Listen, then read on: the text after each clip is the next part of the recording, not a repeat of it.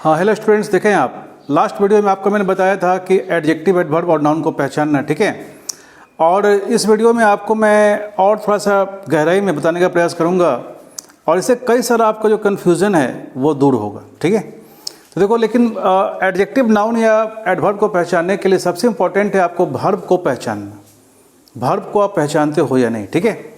देखो, मेरे कहने का सेंस क्या है कि आप देखो, लिंकिंग वर्ब के बाद आपका एडजेक्टिव आता है, या जनरली देखोगे तो कॉमन नाउन आता है, ओके। और देखो आपका ट्रांजिटिव वर्ब के बाद आपका ऑब्जेक्ट आता है। इनको आप कह सकते हो, एडजेक्टिव या कॉमन नाउन को आप कह सकते हो कॉम्प्लीमेंट। इनको आप कह सकते हो कॉम्प्लीमेंट, ठीक है। ट्रांजिटिव वर्ब के बाद ऑब्जेक्ट आता है। और देखो आप इन ट्रांजिटिव वर्ब के बाद या तो आप दिखाते हो प्लेस, या आप दिखाते हो टाइम, या आप दिखाते हो मैनर, ठीक है।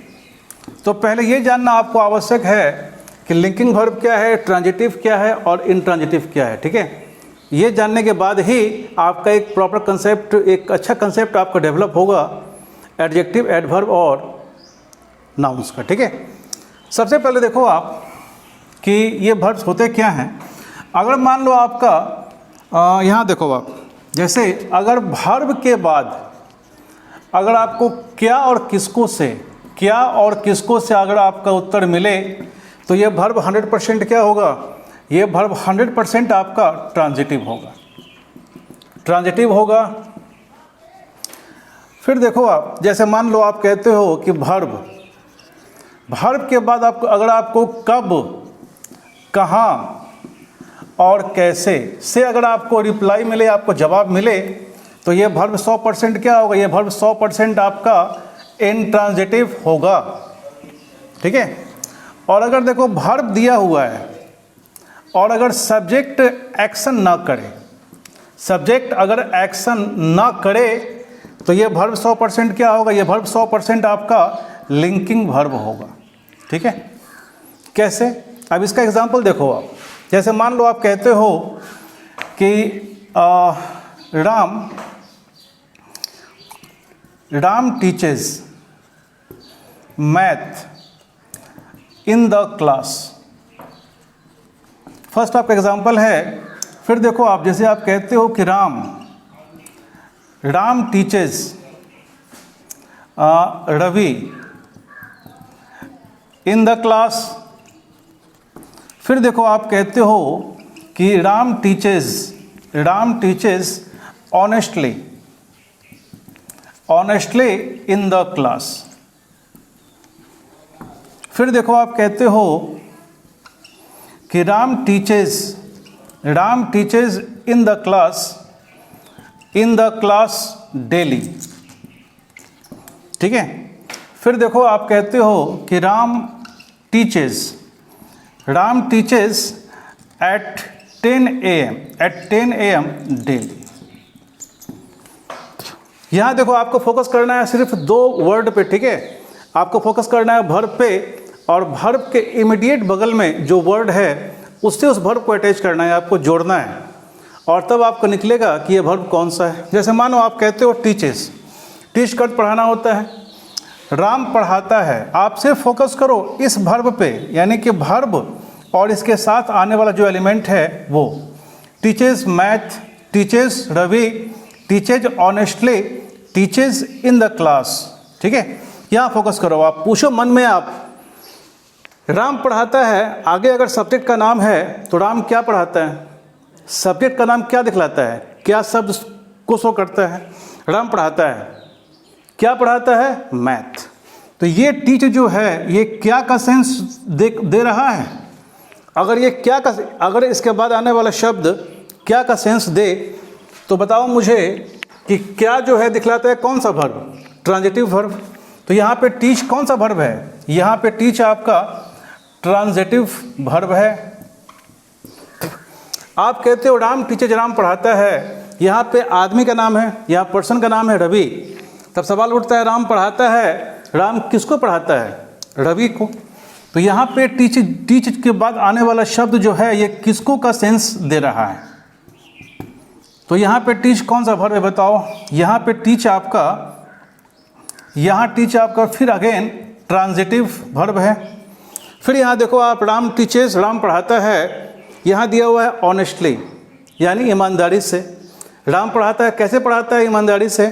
तो कैसे का जवाब क्या देता है? कैसे वाला वर्ब कौन सा होता है? ये होता है वर्ब इंट्रांजिटिव।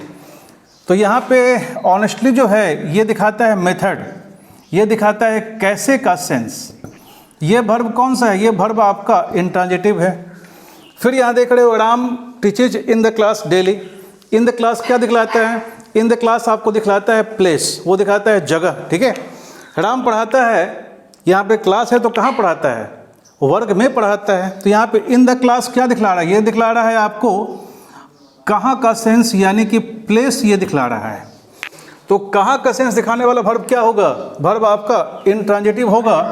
तो ये वर्ब आपका इंट्रांजिटिव है। और यहाँ पे आप देख रहे हो, Ram teachers at 10 AM, Ram पढ़ाता है। यहाँ पे आपको टाइम एलिमेंट है, टाइम का नाम है, ठीक है। तो राम जो है पढ़ाता है, अगर 10 AM है तो ये दिखला रहा है कब का सेंस। कब पढ़ाता है राम? उत्तर है आपको 10 बजे। तो कब क्या दिखला रहा है? कब वाला वर्ब कौन सा है? कब वाला वर्ब आपका इंट्रांजिटिव है। तो ये वर्ब कौन सा हो गया? इंट्रांजिटिव हो गया। देखें आप, अगर क्या का सेंस आता है वर्ब के बाद, तो ये वर्ब कौन सा है? ट्रांजिटिव। अगर वर्ब के बाद पर्सन आता है तो ये वर्ब क्या है? ट्रांजिटिव।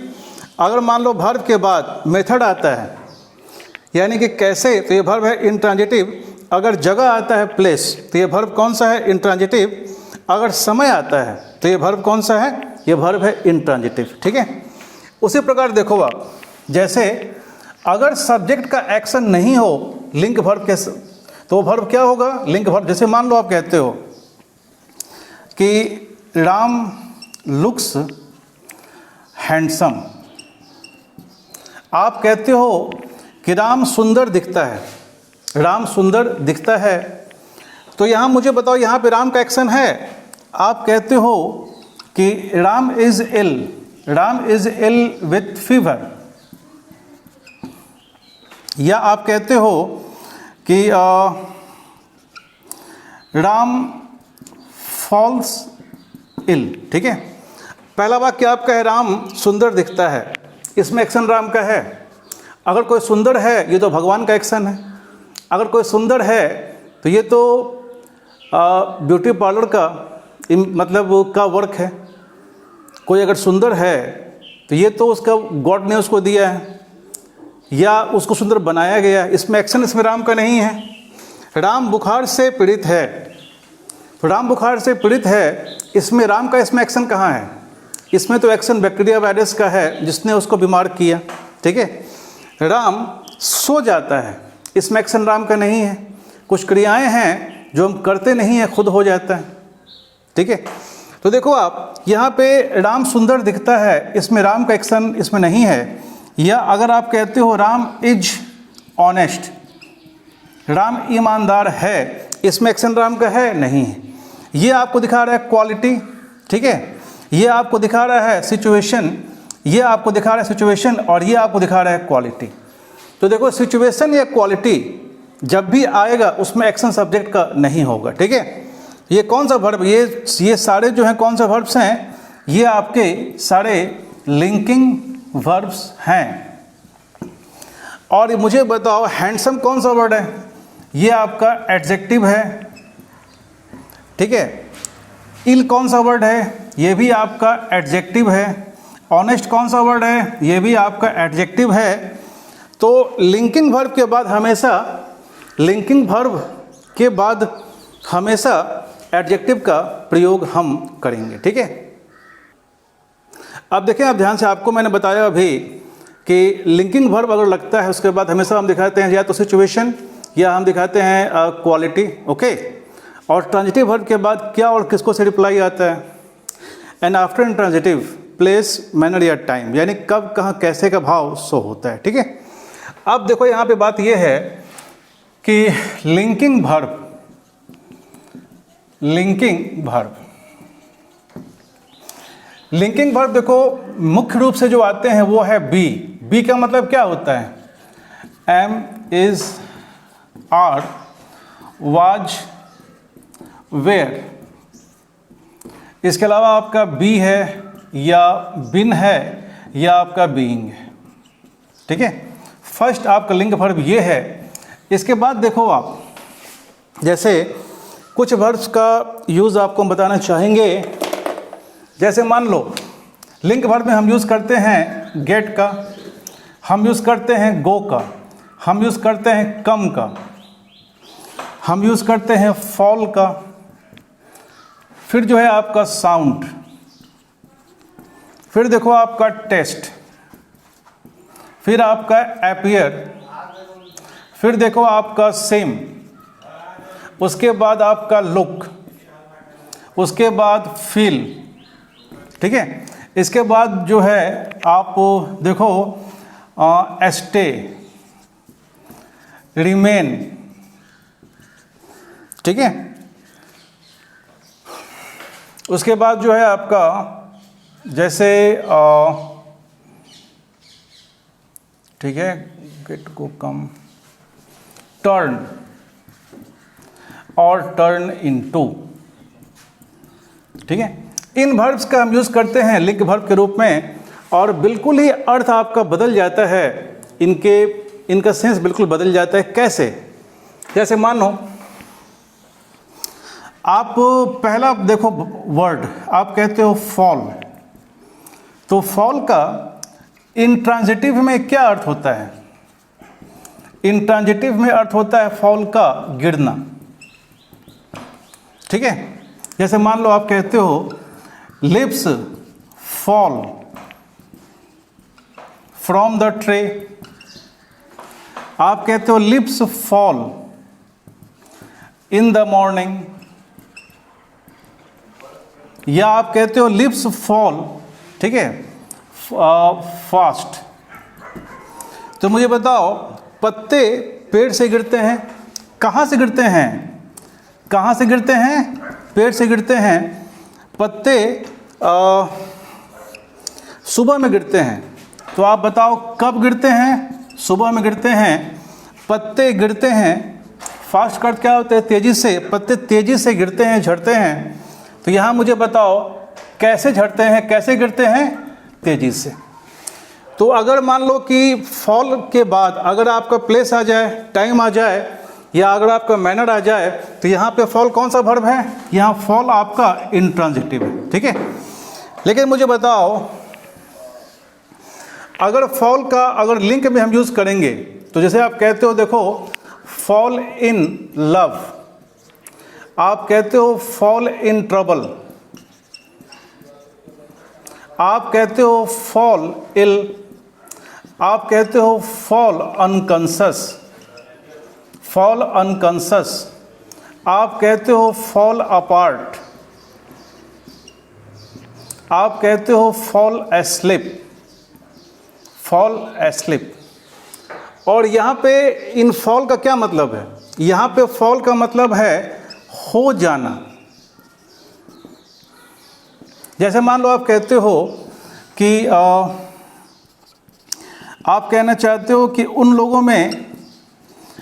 लोगों में प्यार हो जाता है, प्यार हो जाता है। इसको शो कैसे करोगे आप? इसको शो करोगे आप दे फॉल इन लव। तो यहाँ पे फॉल का अर्थ क्या है? हो जाना। तो यहाँ फॉल कौन सा वर्ब है बताओ? यहाँ फॉल आपका लिंक वर्ब है। आप कहते हो कि सी फॉल्स इल, इसका यहाँ पे देखो अर्थ हो गया, वह बीमार पड़ जाती है। तो यहाँ पे बीमार पड़ना या बीमार हो जाना, यहाँ पे फॉल क्या शो कर रहा है? हो जाने का सेंस यहाँ पे शो कर रहा है। तो यहाँ फॉल कौन सा वर्ब है? यहाँ फॉल आपका लिंकिंग वर्ब है। ओके, उसी प्रकार देखो जैसे कि आप कहते हो कि वे लोग बेहोश हो जाते हैं, दे फॉल अनकॉन्शियस, या वे लोग परेशानी में पड़ जाते हैं, आप कहते हो दे फॉल इन ट्रबल। जबकि यहाँ पे फॉल का मतलब क्या है? गिरना। यहाँ फॉल का मतलब क्या है? यहाँ फॉल का मतलब है हो जाना। ठीक है, इस प्रकार देखा, जैसा कि अभी आपने फॉल का यूज़ देखा। ठीक है, फॉल का गिरना कब होता है? इंट्रांजिटिव में, यानी कि प्लेस, टाइम एंड मैनर। उसके साथ अगर फॉल जुड़ा हुआ है तो फॉल वहाँ पे क्या है? इंट्रांजिटिव है। और अगर फॉल के बाद इन लव है, फॉल के बाद इन ट्रबल है, फॉल के बाद इल है, फॉल के बाद एस्लिप है, फॉल के बाद अनकॉन्शियस है, तो वहाँ फॉल क्या है? वहाँ फॉल आपका लिंकिंग वर्ब है। ओके, अब इसके अलावा देखें आप नेक्स्ट आपका वर्ड, जैसे आप कह रहे हो, देखो मान लो जैसे आप कह रहे हो कम, तो कम का इंट्रांजिटिव में अर्थ क्या होता है? कम का इंट्रांजिटिव में अर्थ होता है आना। जैसे मान लो आप कहते हो सी कम्स फ्रॉम दिल्ली। आप कहते हो सी कम्स एट 10 AM। आप कहते हो सी कम्स फास्ट। ठीक है, तो आप कहते हो वह दिल्ली से आती है, वह 10 बजे आती है, वह तेज़ी से आती है, वह आती है दिल्ली से। ये क्या दिखला रहा है? आपका प्लेस, कहाँ का सेंस है? वह आती है 10 बजे। कब आती है? 10 बजे। वह आती है तेज़ी से। कैसे आती है? तेज़ी से, यानी कि ये आपको दिखा रहा है मैनर। ठीक है, तो यहाँ पे आपका कम क्या है?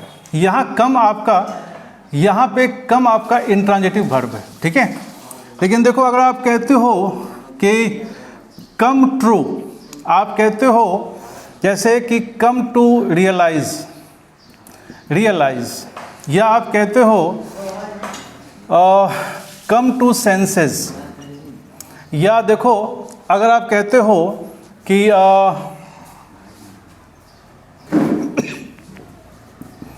कम राइट, या आप कहते हो कम रॉन्ग। ठीक है, या आप कहते हो कम टू नॉट। ठीक है, तो यहाँ पे कम के साथ अगर ट्रू लगा हुआ है, या टू रियलाइज है, टू सेंसेस है, राइट है, रॉन्ग है, ठीक है, या नॉट है, तो यहाँ पे कम का अर्थ क्या है? यहाँ पे कम का आपका अर्थ है होना। जैसे मानो आप कहते हो, आप कहना चाहते हो, देखो कि मुझे एहसास होता है, तो यहाँ पे देखो इसका इंग्लिश क्या हो जाएगा? इसका इंग्लिश हो जाएगा आई कम टू रियलाइज। तो यहाँ पे कम का अर्थ क्या? यहाँ पे कम का अर्थ है होना। यहाँ पे कम का अर्थ क्या है? होना। या आप कहते हो कि अंत में यह सच हुआ, तो आप कहते हो कि at last it came true.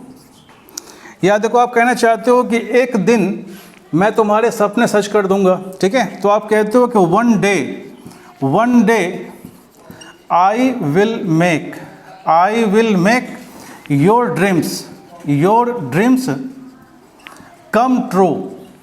ठीक है, तो इसका यहाँ पे अर्थ क्या हो गया है कि एक दिन मैं तुम्हारे सपने सच कर दूंगा। तो यहाँ पे कम कौन सा वर्ब है? यहाँ कम कौन सा वर्ब है? यहाँ कम आपका लिंकिंग वर्ब है। ओके, और इसी प्रकार देखो आप, जैसे मान लो आप कहते हो साउंड। ठीक है, साउंड जो देख रहे हो आप, साउंड आपका नाउन भी है। जैसे आप कहते हो, मान लो कि it is a loud sound, तो it is a loud sound का अर्थ क्या हो गया? यह एक तेज आवाज़ है। यहाँ पे आप देख रहे हो, ये आपका डिटरमाइनर है, यहाँ फुल स्टॉप है, 2 वर्ड है। यहाँ साउंड क्या है? आपका नाउन है, और यहाँ पे लाउड क्या है? एडजेक्टिव है। तो यहाँ पे साउंड का नाउन में अर्थ क्या होता है? आवाज़। नाउन में इसका अर्थ हो गया आवाज़। ठीक है, लेकिन देखो साउंड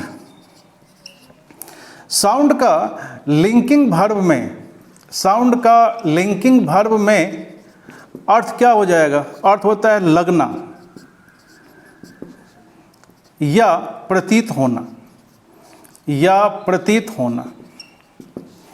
इसके साथ जो नाउन्स आते हैं, देखो जैसे आप कहते हो कि सॉरी जो एडजेक्टिव आते हैं, साउंड एस्ट्रेंज, या आप कहते हो साउंड हॉलो, आप कहते हो साउंड एम्प्टी, ठीक है, साउंड क्रेजी, ठीक है, या आप कहते हो साउंड मैट।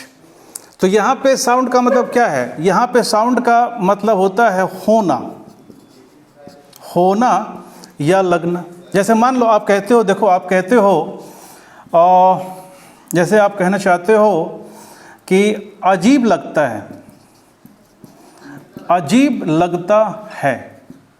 अजीब का इंग्लिश क्या होता है? स्ट्रेंज। इसका इंग्लिश क्या हो जाएगा? It sounds strange. इसी प्रकार देखो आप कहते हो कि यह डब्बा खाली लगता है, खाली लगता है। इसका इंग्लिश क्या होगा? इसका इंग्लिश होगा कि दिस बॉक्स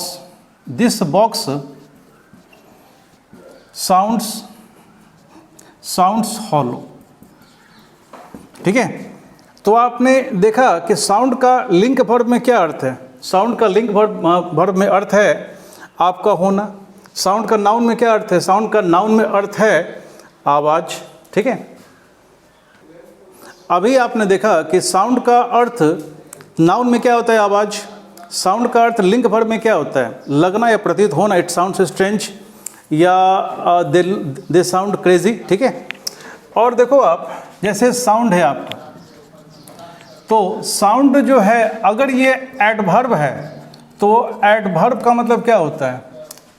एडवर्ब में साउंड का मतलब होता है, ठीक है, या तो पक्का होगा या गहरा होगा, ठीक है, या ठोस होगा। जैसे मान लो आप कहते हो कि शी इज साउंड एस्लीप, ठीक है। तो आप कहते हो साउंड एस्लीप का यहाँ पे क्या अर्थ है? यहाँ पे अर्थ है गहरे नींद में, गहरे नींद में। वह गहरे नींद में है, शी इज साउंड एस्लीप। यहाँ पे एस्लीप कौन सा वर्ड है? यहाँ पे एस्लीप आपका एडजेक्टिव है, और एडजेक्टिव के पहले आप क्या डालते हो? यहाँ पे साउंड आपका एडवर्ब है, ठीक है। या मान लो कहते हो कि he has a sound health, ठीक है। तो यहाँ पे साउंड जो है, यहाँ पे ये आपका नाउन हो गया। यहाँ पे साउंड क्या है आपका? एडजेक्टिव में यहाँ पे आप एडजेक्टिव लिख लो भाई, ठीक है। तो ही है साउंड हेल्थ, यहाँ पे साउंड का अर्थ क्या हो गया? यहाँ पे साउंड का अर्थ हो गया ठोस या अच्छा, ठीक है। तो साउंड एस्लीप, साउंड हेल्थ, ठीक है ना, या साउंड फिजिक, इट इज। यहाँ पे साउंड अर्थ दिखला रहा है पक्का, गहरा या ठोस का, ठीक है। इसी प्रकार देखो आप, अगर आप नेक्स्ट वर्ड को देखोगे, ठीक है, तो जैसे मान लो आप कहते हो, जैसे आप कहते हो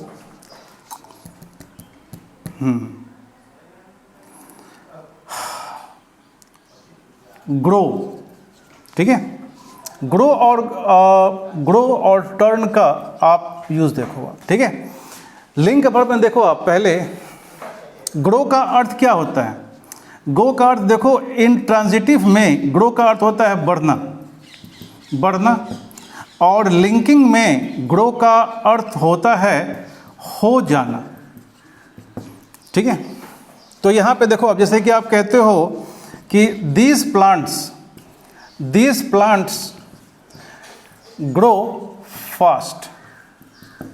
इसका अर्थ क्या हो गया? इसका अर्थ हो गया कि ये पौधे तेजी से बढ़ते हैं। तो यहाँ पे फास्ट क्या है? कैसे बढ़ते हैं? तेजी से बढ़ते हैं। तो यहाँ पे ग्रो कौन सा वर्ब है? यहाँ ग्रो आपका इंट्रांजिटिव, ठीक है। अब इसमें आपको ये देखना है कि अगर हम एज चेंज दिखलाते हैं किसी भी आदमी का, ठीक है, तो एज चेंज में अगर आपका नंबर दिया हुआ है, अगर संख्या दिया हुआ है, तो हम लोग टर्न का प्रयोग करते हैं, टर्न इज यूज्ड। लेकिन मान लो कि अगर नंबर नहीं दिया हुआ है, यानी कि अगर विदाउट नंबर अगर किसी का एज आप दिखलाते हो, तो यहाँ पे क्या है, देखो ग्रो का हम प्रयोग करते हैं, ग्रो इज यूज्ड। जैसे मान लो इसको यहाँ देखो आप, जैसे मान लो आप कहते हो कि रानी 18 वर्ष की हो जाती है, ठीक है। तो यहाँ देखो 18 क्या है आपका, 18 यहाँ पे आपका नंबर है। अगर संख्या दिया रहेगा एज चेंज में तो हम यूज़ करते हैं टर्न का, तो ये सिंपल प्रेजेंट है। यहाँ इंग्लिश क्या बनाओगे, आप कहते हो कि रानी टर्न्स 18, ठीक है। और अगर आप कहते हो देखो कि रानी बूढ़ी हो जाती है, तो देखो इसमें आपका एज चेंज है, लेकिन इसमें आपका संख्या है, इसमें संख्या आपका नहीं है, इसमें नंबर नहीं है। तो यहाँ पे क्या दोगे आप, इसको यहाँ पे हम यूज़ करेंगे ग्रो का, यहाँ बोलोगे आप कि रानी ग्रोज ओल्ड, राइट।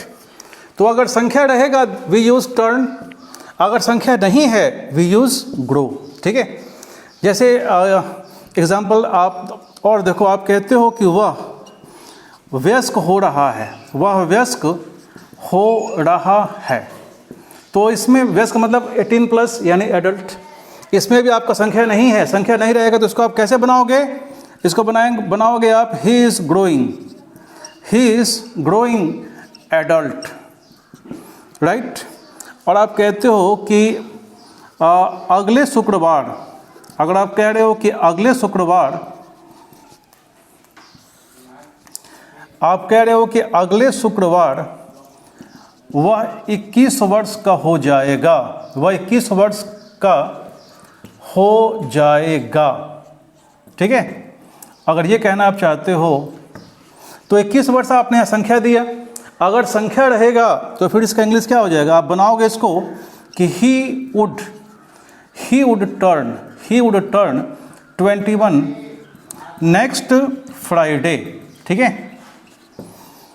तो यहाँ पे आप मुझे बताओ, यहाँ पे टर्न या ग्रो, ठीक है, यहाँ पे क्या है, यहाँ पे टर्न या ग्रो जो है, अगर टर्न और ग्रो का मतलब हो जाना होगा तो फिर ये दोनों क्या हैं, अगर इन दोनों का अर्थ हो जाना है तो ये दोनों लिंकिंग वर्ब हैं, ठीक है। इसी प्रकार देखें आप ध्यान से, मेरे ख्याल से आपका फॉल, ग्रो, टर्न, ठीक है, और साउंड ये क्लियर आपका हो गया होगा। अब देखिए हम लोग नेक्स्ट वर्ड्स, ठीक है। आप सीखो आप अपीयर, सीम और लुक का प्रयोग। देखो आप इन तीनों वर्ब्स का अर्थ क्या होता है, इनका अर्थ होता है लगना, इनका अर्थ होता है प्रतीत होना या लगना, ठीक है। इसका देखो, इसका रूल फर्स्ट क्या है, इसका रूल फर्स्ट ये है कि यदि इन वर्ब्स के बाद, यदि इन वर्ब्स के बाद नाउन्स आए, अगर नाउन्स आए तो दोनों के बीच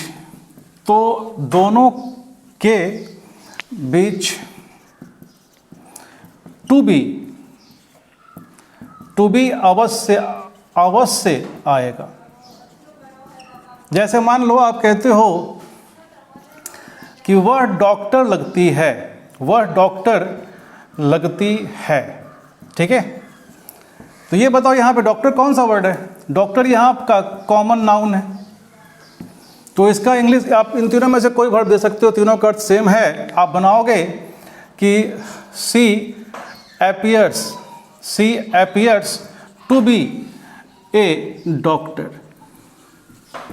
ये भी कह सकते हो she seems to be a doctor, ये भी कह सकते हो she looks to be a doctor, ठीक है। या मान लो आप कहते हो कि वे